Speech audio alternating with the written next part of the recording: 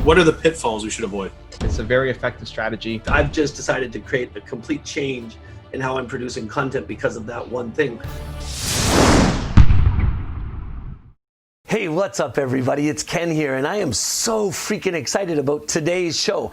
Evan Carmichael has joined me here. I've got Evan and my friend Ryan, and we're gonna go over exactly how he went from 0 to 2 million subscribers on YouTube. Good to be here, man. I'm glad we could make it happen even remotely. It's good. We wanna pick your brain and get right inside your stuff here. And first thing I wanna know is, what's that dude doing? I mean, he's blowing up the internet. You're one of the biggest social media moguls that's on the planet right now. But what are you doing in the middle of this pandemic? Because I know you want to make every minute in your life count. Can you give us a little look inside of Evan Carmichael's world today? Yeah, and listen, you pull on the string as much as you want, Ken, until you get the answers you're looking for. But when I'm home, I have different things that I do on different days. So Monday is my mentoring day. I have 25 people on my team, and so I spend the day mentoring them. Tuesday is my YouTube day. Wednesday is my project day. Thursday is my public-facing day. So we're recording this on a Thursday. It's all day, just interviews and hangouts and podcasts. Friday's my CEO day, and then Saturday is personal stuff, and Sunday too. When I travel though for speaking gigs and all that, everything kind of gets crunched together. So yeah. I'm not traveling. Everything, my entire calendar for the year has basically been canceled or postponed to a later date because nobody knows when it's going to open up. So I actually get to sit down and focus on everything that I said I was going to be doing during this time. So we've doubled down on our YouTube channels. We've got 12 channels, I think now. The main channel's up 80%. So just, it's crazy. It's awesome. And I get to hang out with you guys and, you know, all day long on a Thursday at least, be doing interviews and spreading the message. That's really cool stuff. I don't know if that answers, but we can go deeper. Like if there's something specific you want to know, let's make it count. No, and like the biggest thing that I'm wondering, I've had a lot of great conversations lately with folks like you and Jack Canfield and Kevin Harrington, Ryan, and I've been hamming it up with everybody. And really I guess the real question we're looking for is, has this affected you adversely or beneficially? Is it giving you a different focus? Like, what is happening differently, I guess, inside of the pandemic? Are you taking advantage of the time you're in right now? Like, are you finding the blue sky inside of this? What's really happening in the inside? Well, I think that's what you're going to find for every successful entrepreneur, is you always find the opportunity in the chaos. There's a million reasons why you're not going to win and 8 why you will. And so you focus on the 8 instead of the million. I've got a couple of investments I've made in businesses. One of them is a salsa dancing company here in Toronto. Largest salsa dancing school in Canada, maybe North America. Teach people how to dance salsa. And you can't dance during the pandemic, right? I mean, like, it's not social distancing friendly. It's like the exact opposite. And that business is going to be the last business to open because you're touching people. Yeah. So the guy who helps me run that business, it's still like, okay, what can we do right now? So what he's doing right now is making some videos online and starting to train and recruit new instructors, training them through Skype so that when we launch, we can launch even more classes than we had before. All the stuff that he couldn't do because he was too busy running the school, running the classes, doing customer service, now he can spend into recruiting the team, training the team, getting them better. So even it might be easy to say, well, in a YouTube business, online world, it's easy because you can just work from home anyway and make the content. Sure. But even in basically the worst business of all time for coronavirus, we're still taking advantage of the opportunity. And that's what people do, right? It's you get lemons, you make lemonade, and then you sell the recipe, right? That's how we think. And I think you'll probably find that some version of that consistently across high achievers. Ryan, I mean, we got the man here right now. Where do you want to go next? We've got an amazing book that I just finished reading, Built to Serve. We've got one of the top YouTube geniuses in the world right now. What road do we want to go down next, Ryan? Well, for me, I mean, I'd just love to hear a little bit. I mean, obviously we're aware of the journey, but there's people here that may not know of Evan's journey, of what took him to one of the top speakers and trainers in the world today that hangs out with all the major influencers. So, Evan, can you tell us a little bit about your background, your story, like, you know, like 20s? How you got started? Yeah. So again, I can go super quick over the highlights, and then if you want to dive deep and pull on any thread, you know, let me know, because you know your audience, you know, better than I do. But started off 5 years old, selling my drawings with my sister to my next door neighbor and made my first 10 cents. From there, did baseball cards, and 92, 93, I was 12 and 13 years old. The Blue Jays won the World Series, local team. Baseball cards were also super hot at that time. So it always like the perfect storm for me to get into baseball cards and start negotiating. And I was negotiating every weekend at baseball card fairs with people. I'm 12, 13. I'm negotiating people who are 40 and 50 years old, over a loonie. A loonie is a dollar coin in Canada. I remember a guy gave me a coin with a bunch of mud on the back. It's like, I'll take it. I'll clean off the mud. Like, that's still $1. And so for them, it didn't mean much, but for me, I'm learning negotiation. I'm learning running my own little tiny small business. Through school, I didn't know I wanted to be an entrepreneur. Entrepreneurship 20 years ago wasn't at the same cultural point. Like, I didn't know any entrepreneurs. You kind of had to be a little crazy to be a business owner. Everybody just kind of went to school, and it's like, if you couldn't get to university, then you became an entrepreneur, right? Because there's no other option. So I thought I wanted to be an investment banker, and the hardest decision in my life was turning down a job, my dream job, $100K a year, traveling around the world to start a business and make $300 a month. Had a bunch of failures through that. I told my partner I quit. It was the worst day of my life.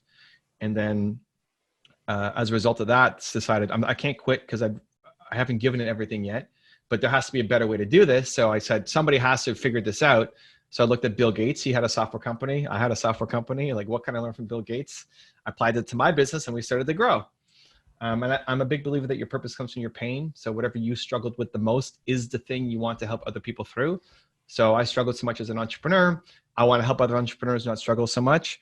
And I modeled success as my path out. And so for the past 20 years, I've just been making content where you can learn from other people's success. I try to consume it all, digest it. Gary Vee called me the DJ who consumes so much content and then knows how to DJ it to inspire people. And that's what I've been trying to do to help people believe in themselves more and become successful entrepreneurs.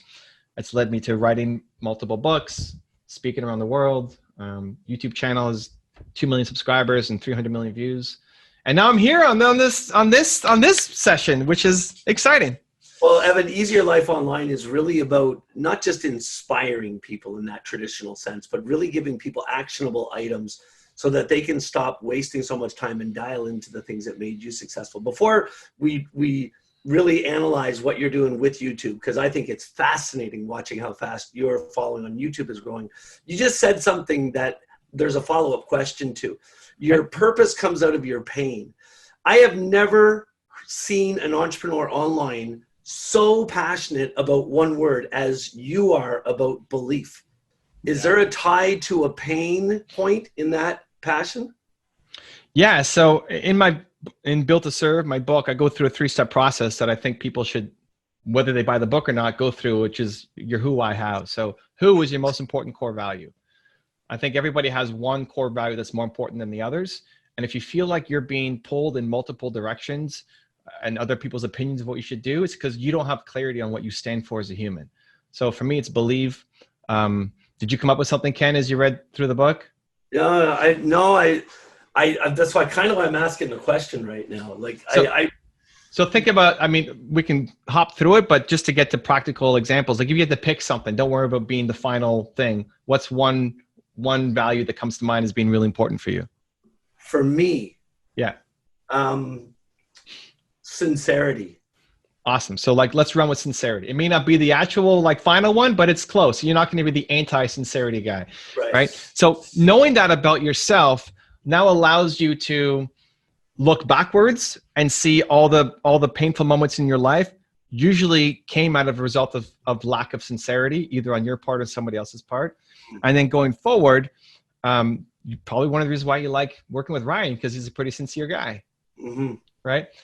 So now if you're going to hire people onto your team or you're going to work with certain customers, you're going to start building your company, sincerity becomes the core of what your business is about. And that might be weird. Well, like Dave I talk about sales and marketing, and I talk about, I'm an author. But the way that you're going to sell well is through sincerity. And so it helps you make better decisions going forward, attract the right people and scenarios into your life. And it now gives you, they say the devil always comes, with a bag of cash. So if somebody's going to come to you for a giant book deal, or can you come speak at our event or train these guys, but you feel a lack of sincerity around it, you have more confidence to turn down the deal because it's not aligned with who you are. And I think that's a tool for life. Like, you're going to be 90 years old and still care about treating people with sincerity. It's only going to get stronger. As you get more clarity over it, it only gets stronger. It doesn't get weaker.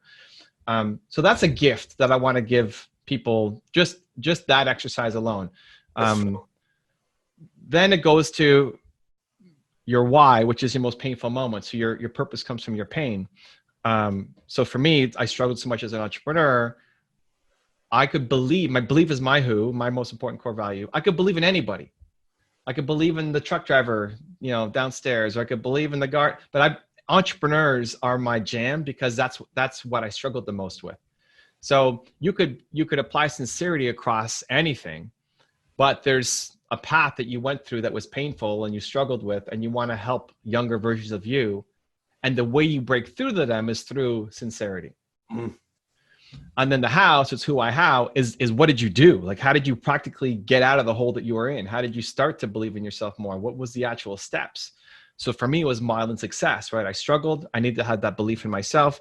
I looked at Bill Gates. I copied what he did. I applied it to myself. We started to win. So modeling success was the path out for me. And that's what I want to try to teach people. So, who, why, how, I believe in people, but I would believe in entrepreneurs the most. And I help them by learning how to model success. I love that. Finding good mentors and coaches to model. Yeah, it's a very simple framework, but powerful. Usually the most powerful things are the simplest. And what that does is gives people clarity and perspective that they can use for the rest of their life, whether they want to be an entrepreneur or not. You know what? It sounds to me like that it's actually maybe a bit of a formula for cleaning out the fog. I think more than ever lately, the conversations I've been having with people that are inside of my community are these conversations that revolve around confusion, frustration, not getting forward, not moving in the right direction, not moving fast enough. And it's, maybe I'm putting words in your mouth, or maybe I'm not. Well, you're going to clear it up if I am. Is this not really the answer to clearing up the fog and getting definition in what you want to do? Yeah, absolutely. It's a great way to put it. I might use that going forward. It's just about clearing up the fog, guys. Yeah, there we go. See, that's why Ken's written so many books. He can put it down. Yeah, absolutely. I think it's about finding clarity, but yes, clearing up the fog is it's a great analogy for it. Most people feel lost. Most people know they're capable of more. If you ask them, like, are you doing your thing?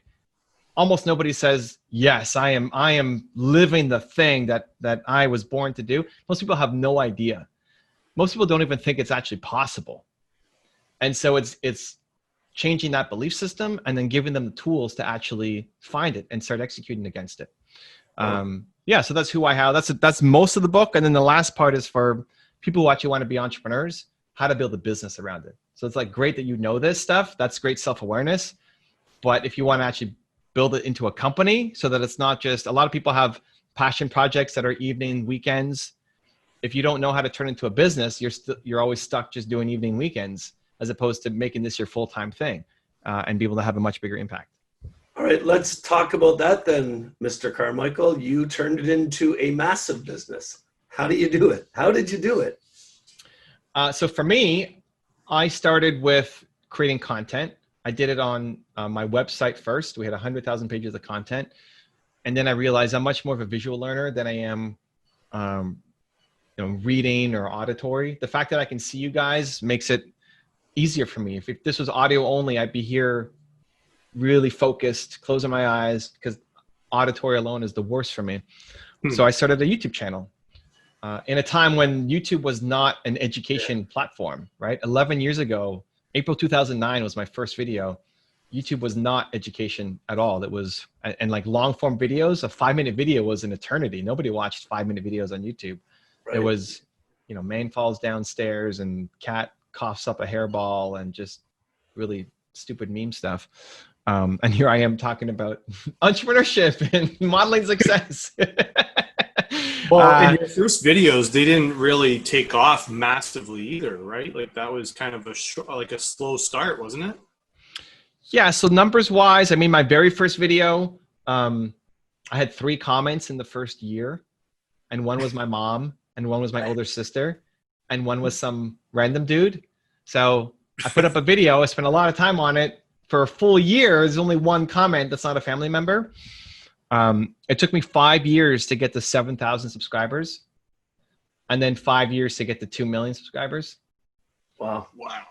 But that being said, at the beginning, I wasn't as consistent. It wasn't like I was doing it every day like I am now.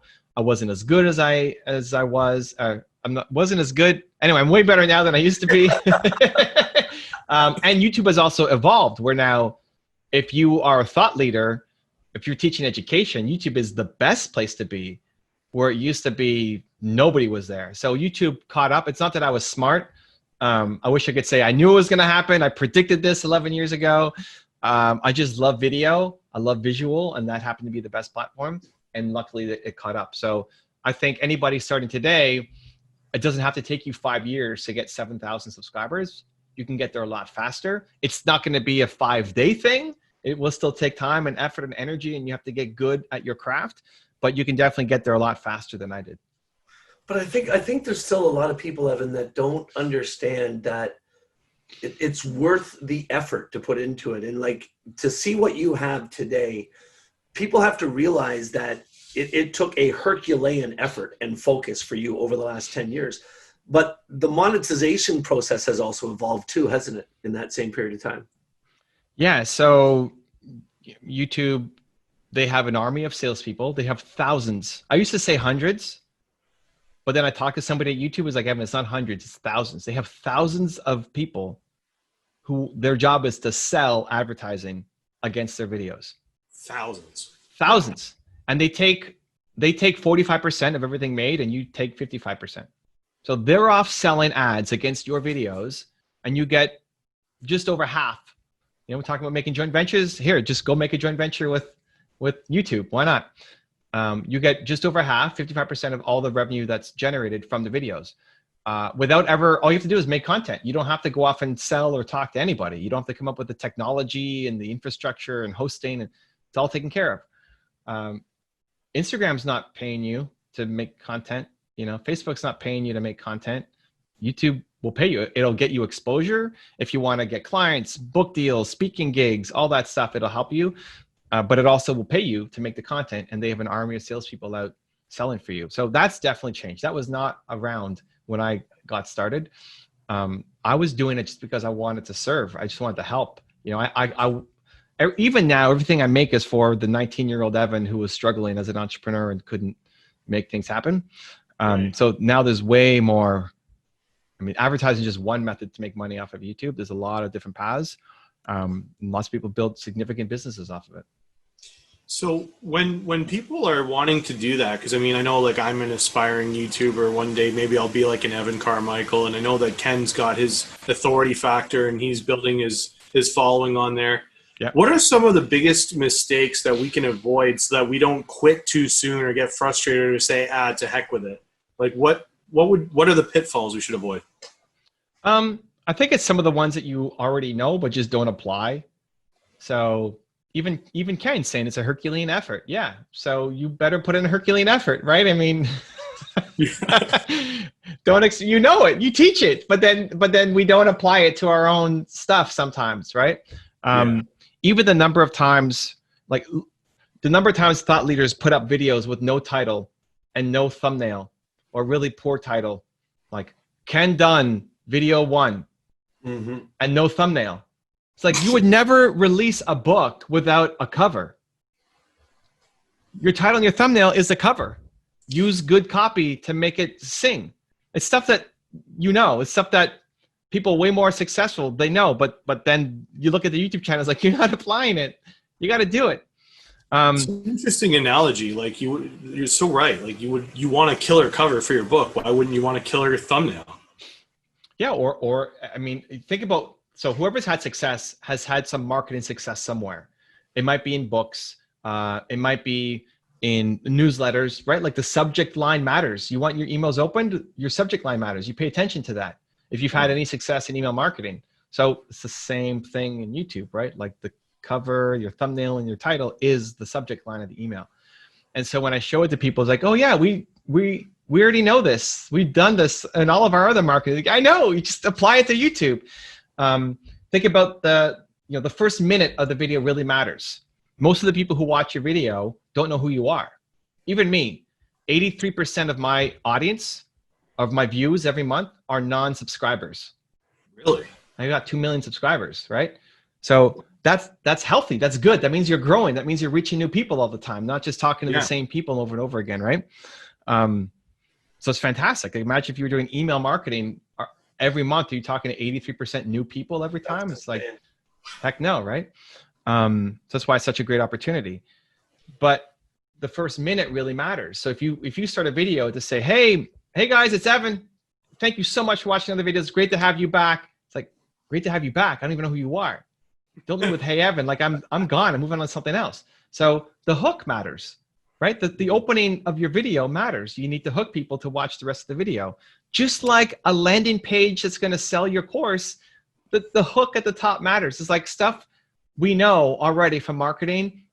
We're just not applying to YouTube and video content for whatever reason. The good news is they're usually quick fixes, because I don't have to teach you copywriting. I don't have to teach you how to be good on camera. I just have to say, hey, the stuff that you already know how to do, like, let's make it work for a YouTube video. And then people can start getting those results that they need. That being said, YouTube of all the platforms is the hardest one to win at, because it's the most sustainable.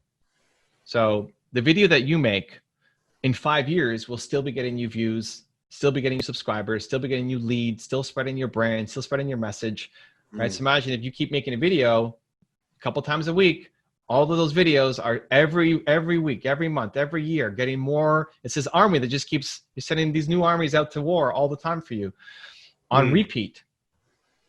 It's the only platform that does that.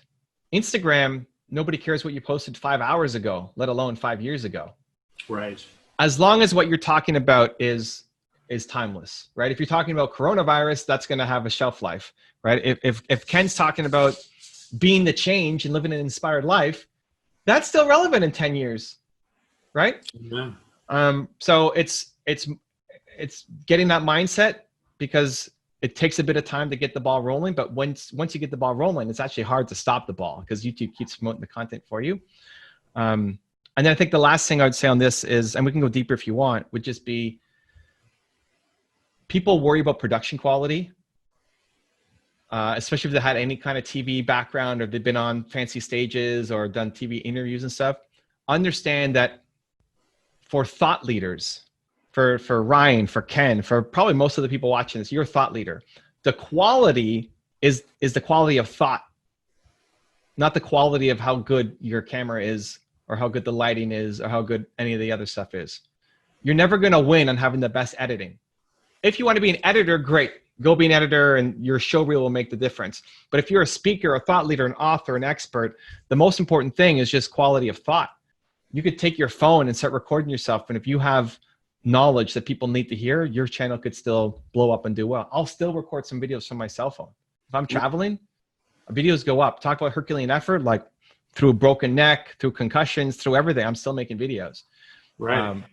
But off my cell phone. And we'll still, a channel with 2 million subscribers will still make videos off his cell phone sometimes. So we get caught up on production quality. Nobody cares if you have a lower third that zooms in with your name on it or not, right? It's about, do you have content that can change my life because you think differently than I do, and I want to learn how to think like you think.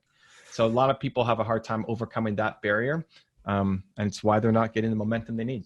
So I know you're helping a lot of people start YouTube channels and do it the right way, and giving people the best shot to win with YouTube. Inside of your community, what are some of the habit forming tips you're giving people? Are you telling people a video a day, a couple videos a week? Are you telling people to start with short videos and get longer as your following grows? Like, what are some of those inside tips that you, because I want to make sure that the people that are watching us they can leave this conversation with actual tips and they're inspired to start their channels? So start with, if we're talking about thought leadership videos, right? Like you're an expert, you have knowledge, you want to share. Yeah. 10 minutes plus. So no 2-minute video pops on YouTube unless it's like a Star Wars trailer or something crazy viral, right? 10 minutes plus on YouTube. It also allows you to run mid-roll ads, so you get paid more for advertising dollars. Consistency, I would say at least once a week. This is more like, how scary is this for you? Because what I really want you to do is go daily, but daily is like freaking people out, right? And what I do is I record once a week, and then you use that content for the whole week. But I'm recording for 12 channels once a week, right? Create a system. So I'd say once a week at the starting point. If that sounds easy for you, then 3 times a week. 3 times a week, you can start getting some growth. If that sounds easy for you, then you go daily. But at least once a week. If you're not doing once a week, you almost have no shot as a thought leader. You might, if you're like an animation channel or something with crazy high production value, but as a thought leader, it's really hard. Less than once a week. So that's bare minimum. I would start with video titles. People say, well, what do I make videos on? Great. Look at whoever is the most well-known in your industry and see what they've made videos on. So, and model them, right? Take their title. Yeah, flat out. Like I had a guy, I was just talking to a guy right before you, who he's a high performance coach, wants to get on YouTube. Who's the #1 guy in your space? He said, Brendon Burchard. And I love Brendon. Brendon, like I got the Puerto Rico thing. I was just hanging out with him in Puerto Rico, in January, right? I love Brendon. But I told him, go to Brendon's channel, look at his most popular videos, and take the exact same title. Now, as long as it doesn't say Brendon Burchard in it or something, right? And it was something like how to overcome procrastination or something, right? Like if you're a high performance coach, you better be able to make a video about how to overcome procrastination. Now, I don't care what Brendon says in the video. It's not about copying his video. Don't even watch the video. I just want you to take that title and make your version of it. Because it's the title that pops. It did well for him. And I want you to show up down the side. Your ultimate goal is when people watch that video on Brendon's channel, you show up down the side, so that you can start getting similar audiences.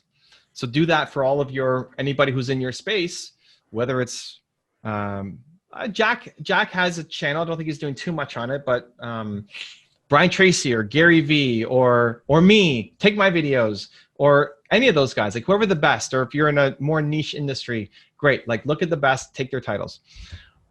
Always lead with a powerful opinion. So start the video with the hook. Don't say, in this video, you're good. No, I'm watching a video. You have to tell me in this video, right? Tell me something you believe that other people don't believe. Like your purpose comes from your pain, right? In my first talk or my first like rant or whatever, Ken said, hey, I want to pull on that thread. Great. That's a little mental note. Oh, people like that. Okay, I'm going to leave my video with this. You have to say something that sticks out, that makes people want to watch the rest of the video. And then an easy way in, and a super easy way in for people who are intimidated by getting in front of the camera and making videos, is actually coaching. So what I recommend is either a Zoom like this, and you're just in your home office. Again, like both of your setups are fine. Ryan's using a background, Ken's just in his home, whatever, awesome. Like it's fine, it's perfect. I'm not interested in you for what's in your background, right? Can you change my life with your message? That's what I care about. Right. So you do coaching. So there's no prep work. The coaching is, if somebody's going to come in and want to learn about sales, Ken knows how to help them. He doesn't have to do any prep work. He doesn't have to know what their company is or what their background is. He's going to ask them 3 questions and then know exactly how to help them. That's value. So some young sales guy comes on and says, Ken, I'm really struggling. I don't know how to get more leads in the door. And I'm just worried that I'm going to get rejected every time I pick up the phone. Ken's dealt with that 1,000 times with different people, right? But showing me how you help that person. So now you're not just talking to the camera, you're talking to an individual, and seeing their aha moment of like, oh my God, I feel like I can do this now. Ken just opened my eyes and I know what my next step is really valuable, helpful content. So if you're afraid of getting in the front of the camera, then start by doing coaching. And you An easy way is look at who's following you on Instagram or Twitter or LinkedIn or Facebook, any of your accounts. Like Ken could go today. I don't know how many followers Ken has on Instagram or Twitter or LinkedIn, but let's say it's almost nothing. Like say only 20 people follow Ken on Instagram. I'm sure it's higher. Let's go to his Twitter. What do you got on Twitter? Ken has 11,000 people follow Ken on Twitter, right? Yep. Great. You start messaging people. Say, hey, I'm starting a new show, coaching, live coaching on sales, marketing, or you know, whatever you want to talk about. If you want a free time with me, let me know. And the only caveat is it's public, that it's going to be a recording that other people can learn from. Ken could line up 20 people a day if he wanted to. He's got 11,000 followers. But even if he only had 100, you can get 10 of those 100 to jump on a free call with you, who's the expert at the thing, to get customized training, and then that becomes content for your YouTube channel. That's brilliant. It's freaking unbelievably brilliant. I'm doing 10 to 15 coaching calls a week, and now they're all going to, I just wrote it down to get my attorney to draft this. They're all going to be signing a disclaimer that says their coaching call is going to be a YouTube video. Well, but also use it as, and so yes, like you get it legally taken care of, but also it's an opportunity for them. Yeah. For one, right. It's exposure to my audience. I'm gonna tell your message and your story to my audience, who will learn about you now, and you'll gain some followers. And two, it's inspiration. Like what you're going through, there's a million other people like that, and let's use your story to inspire other people who are exactly like you. It's much easier to get a yes. One other quick hack. Everybody wins. One other quick hack inside of that is if you do it on Instagram, you do an Instagram live and then download the video. When you go live with somebody on Instagram, it notifies both of your audiences. So I went live today with Steven. So it's at Steven. He's got 750,000 followers on Instagram. I've got 190 or something. So he's way bigger than me. We go live. I invite him to go live, right? My team reach out to him. Evan would love to interview you. We go live together on Instagram. He brings his audience along with him. Nice. He doesn't have to do anything, right? He's not even sending out an email or anything. It's built into Instagram's platform. So I'm going live. My audience gets notified. I invite Steven joins my live. I invite him in, and as soon as he pops into my screen, his followers start getting notified that he's live with some guy named Evan Carmichael, right? That's awesome.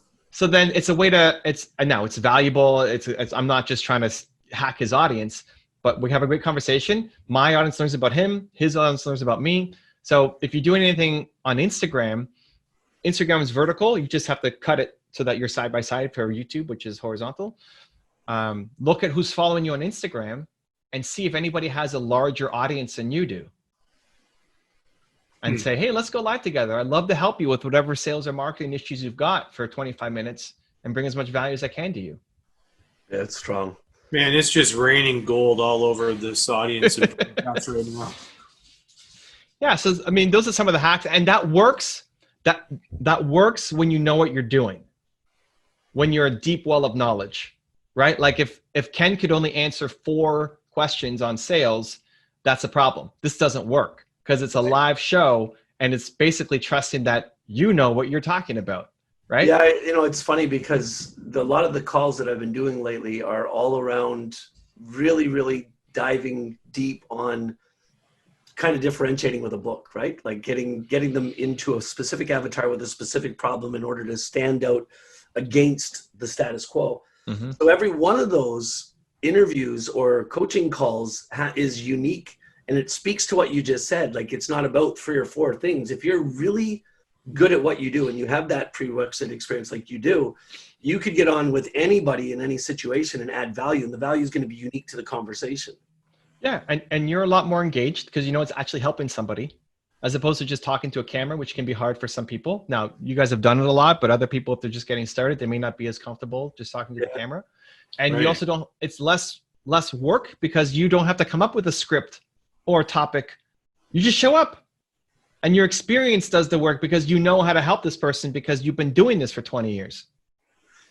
On YouTube, are you doing any type of paid promotion on your videos, or is this all coming organic? Or I'm guessing you probably are doing some type of paid promotion, but in the early days, should people be looking at boosting these videos and getting into AdSense, or how does that play into an early role of a channel?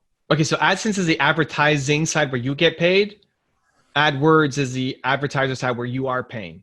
Right. I'm talking about AdWords. Thanks for the correction. I don't pay for my main channel. Everything I've done, the 300 million views, is organic. Wow. The sub channels that I've recently launched, I advertise against my main channel to say, hey, Evan's got this sub channel, go check it out. So that can work.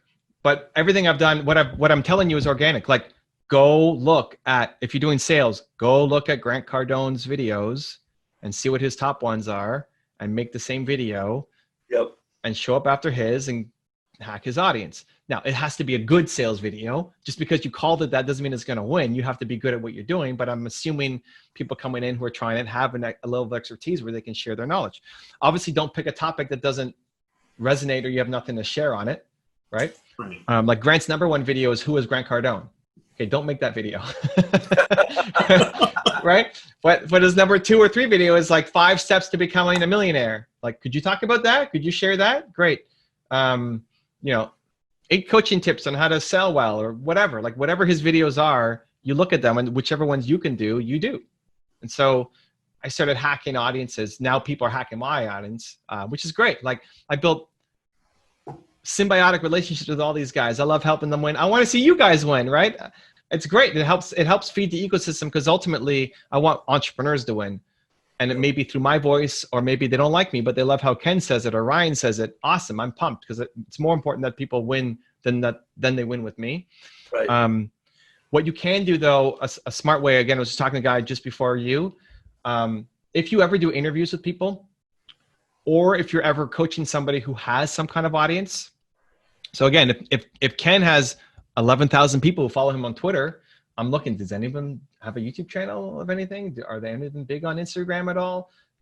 If you only have 100, you may not have any options, but you can be a little more, Ken can be a little more selective. He's got a following, he can do it. What you can then do is run an ad against their audience. So if you did an interview with Evan Carmichael, you run this video as a YouTube ad against my audience. So then people find out that, oh, Evan spent time with Ken and Ryan. Well, who's Ken and Ryan? What are they up to? I don't know, Ryan. It sounds like he just gave us permission to do that. Yeah, I'm okay with it. It sounds like it. I mean, I'm taking notes. Like, I'm glued to the screen.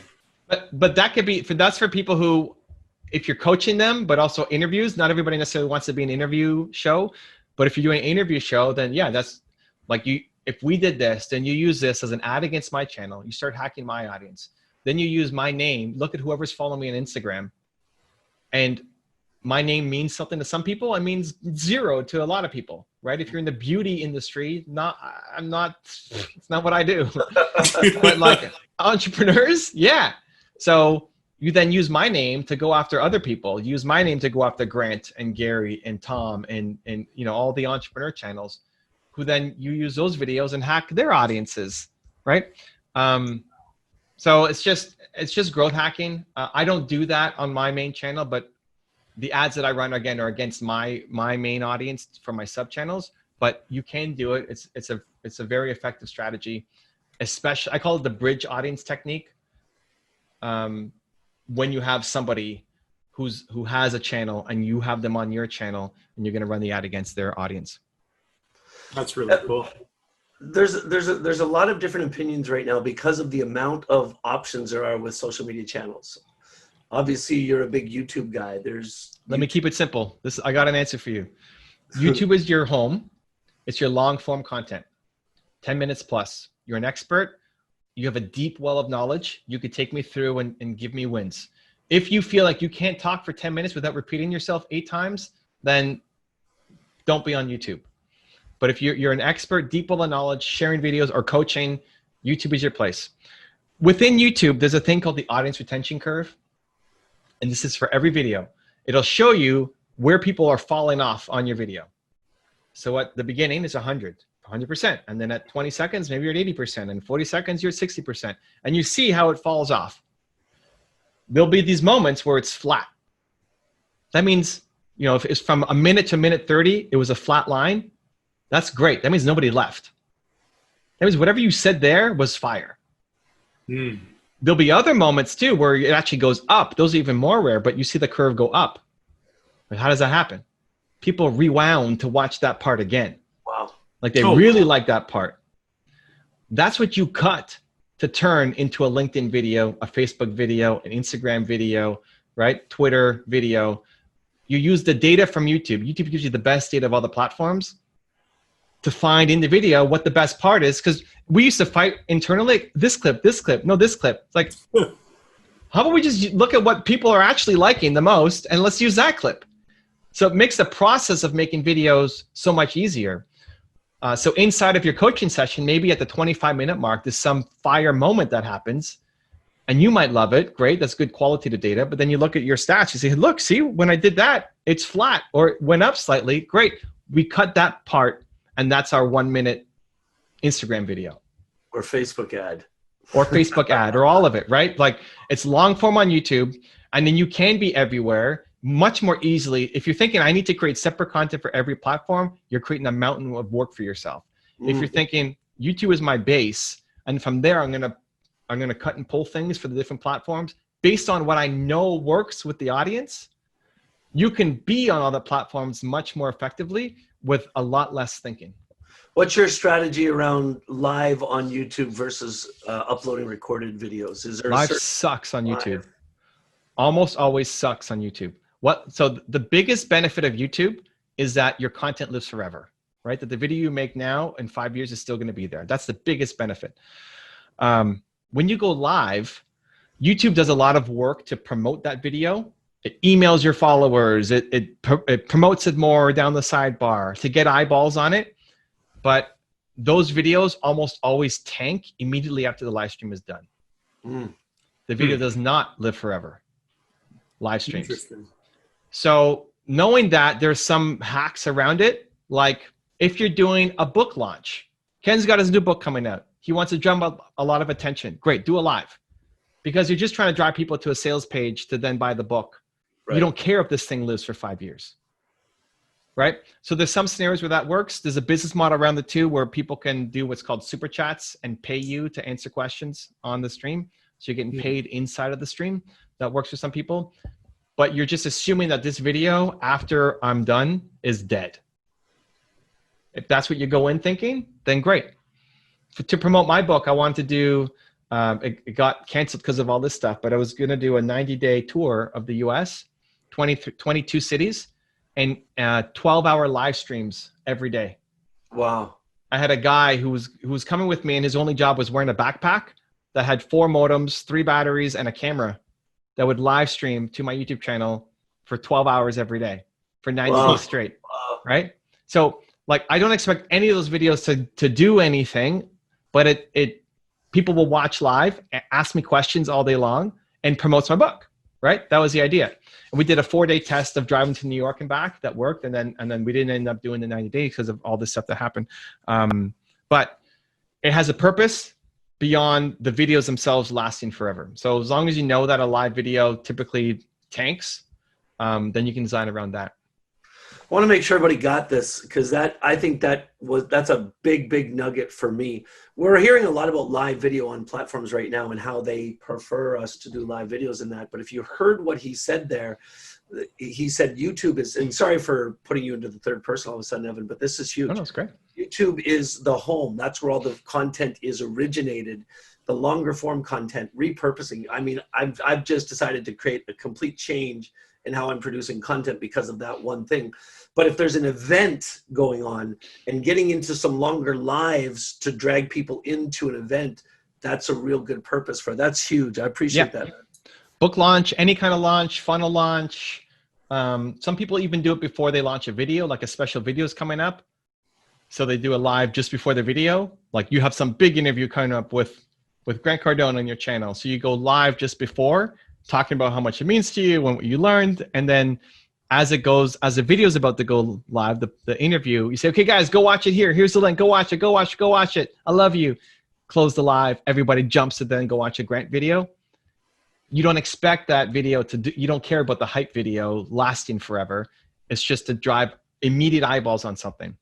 Right. YouTube is also the worst live experience in that you can't bring people in. Right. With Instagram, you bring them, you see them. Like if you're trying to do coaching and you're waiting for somebody to write back with a text answer, one, it takes so long. And two, a lot of the coaching is seeing their body language. So in Instagram, you can bring people in live. YouTube, you respond to the text question. So, and it's strange because YouTube is a video platform, but they don't allow video call in like they do for Instagram. So that's the only exception where I'd say go live on Instagram. That's where you create your long form content, but your live will disappear. Actually, they've just changed it. I don't know if that's rolled out to everybody. You can save the live as an IGTV. I don't know if it's for everybody yet, but otherwise it will disappear in 24 hours. You go live on Instagram, bring people in. Ideally, you're hacking their audiences as well while you do it. Download the video, that goes to YouTube. You upload it there, then you pay attention to the audience retention, and then you can cut it up for all your other platforms. Brilliant. Freaking, that's gold. It may sound complicated. If like you have no experience in social media or anything, you could just pause that and rewind that strategy back a couple times and slow-mo it down or something. It's actually not that, it might be overwhelming for people listening. It's not that difficult.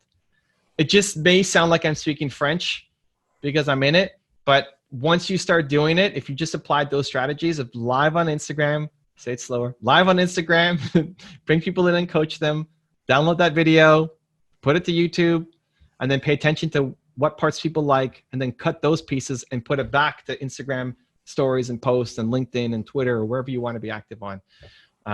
That would be the core of your content strategy. And it's actually probably much easier than what most people are currently doing right now.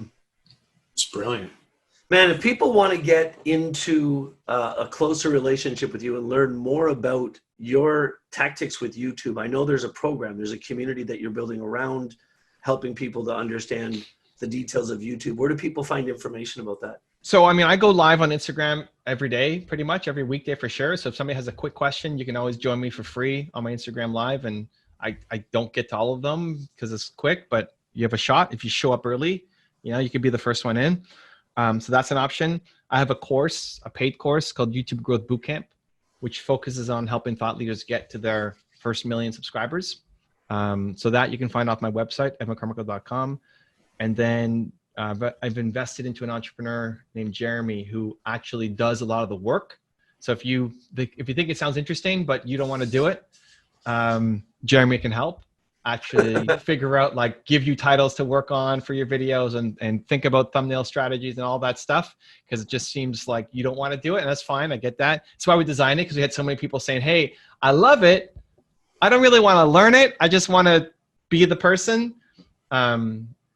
If you want to hire somebody, Jeremy is a potential good fit. So those 3 options: free with me on Instagram, YouTube Bootcamp course training that will help you, or you could hire Jeremy.